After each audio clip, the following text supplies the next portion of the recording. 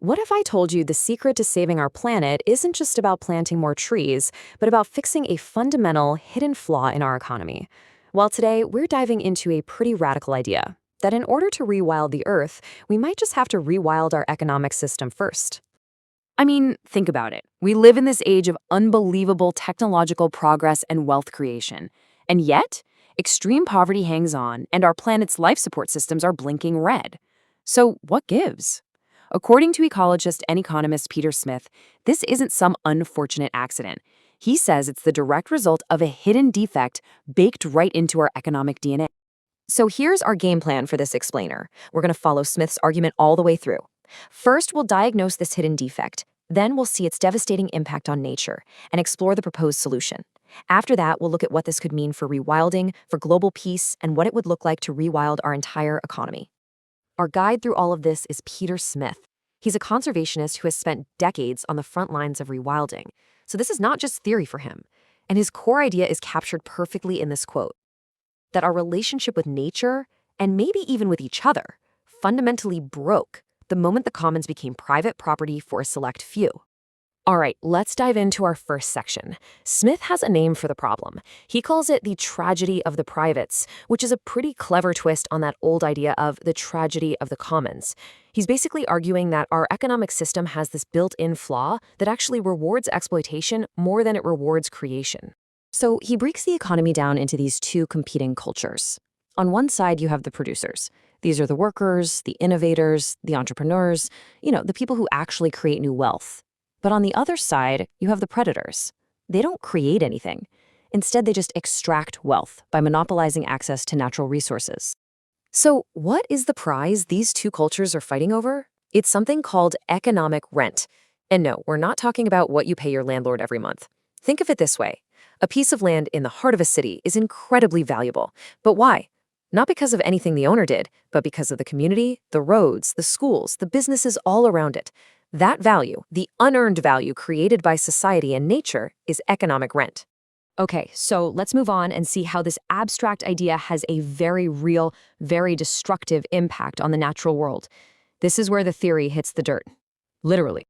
Here's the chain reaction. First, speculators who want to capture that unearned economic rent buy up all the best and most productive land. This drives prices through the roof. That, in turn, pushes hardworking farmers and entire communities out to the economic margins, forcing them to try and scrape a living from land that was never, ever meant for intensive use. And the result is what Smith calls these landscapes of destruction. You get sheep-wrecked hillsides, totally barren and eroded. We create agri-deserts, where farming on poor soil just drains it of all life. We drain vital peatlands, which releases, as he puts it, stupefying amounts of carbon into the atmosphere. And the craziest part, we're effectively subsidizing the destruction of our own environment. Okay, so that is a pretty grim picture of the problem. But there's a proposed solution. So let's jump into our third section and talk about the fix for this fundamental defect. A really good way to visualize this whole thing is with the leaking bucket analogy. Imagine our economy is this big bucket. We're constantly pouring all of our effort into the top, our hard work, our technology, even government subsidies, all to try and fill it up. But here's the problem. There's a massive hole in the bottom of the bucket, and that hole is the private capture of economic rent. All the value that we create together as a community just leaks right out, flowing away from everyone and into the pockets of the very few who just happen to own resources. So what do you do with a leaking bucket? Well, you plug the hole.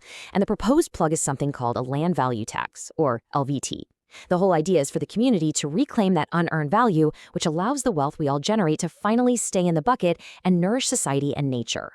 Now, this completely flips our idea of taxation on its head.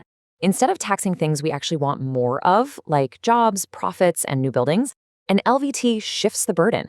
It collects revenue from the unimproved value of land, the value it has just by existing in a certain location.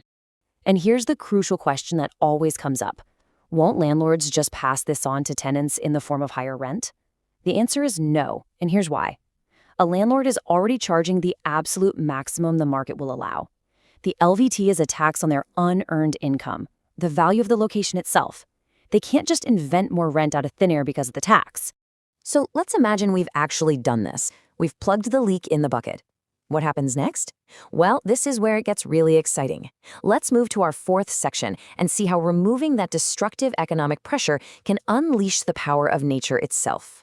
With a land value tax in place, it suddenly becomes way too expensive to just hoard marginal land or abuse it for subsidies. And as that economic pressure lifts, the land can finally start to heal. And this is where nature's own workforce, these incredible keystone species, come back to do all the heavy lifting of rewilding for free. Just take the beaver, for example. They are the ultimate ecosystem engineers. And the numbers here are absolutely staggering. According to Smith's research, a single hectare of peatland that's been restored by beavers can store 5,000 tons of carbon. That's a massive climate solution powered entirely by nature. And that's just the start. Beaver dams act like these giant natural sponges. They provide incredible flood management that can protect our towns, they purify water, they fight drought, they create habitats for countless other species, all while locking away carbon. They are basically a one-stop shop for fixing our biggest environmental problems. So the impact of this economic fix is huge for nature, but it extends even further. In our fifth section, let's explore how this could get at the very root cause of so much human conflict. Smith makes a pretty bold argument here. He says that if you look through history, the drive to monopolize land and capture those unearned resource rents has been a primary cause of war. From colonial land grabs to modern conflicts, it's always been about the resources. When you have a system that rewards taking what belongs to others, well, conflict is pretty much the logical outcome. But if you collect that rent for the whole community, you remove the main incentive to fight. And this all brings us to our final section, to the ultimate vision. Because this isn't just about rewilding landscapes anymore.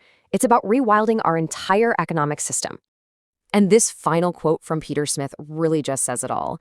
The goal is to build what he calls a super economy, one where human prosperity doesn't come at the expense of the planet, but actually works in harmony with it.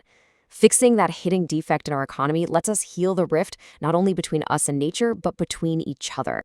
So we're left with this one big, crucial question. Maybe the most radical environmental action we can possibly take isn't just about protecting a species or planting a tree. Maybe, just maybe, to truly save the planet, we have to start by rewilding our economy.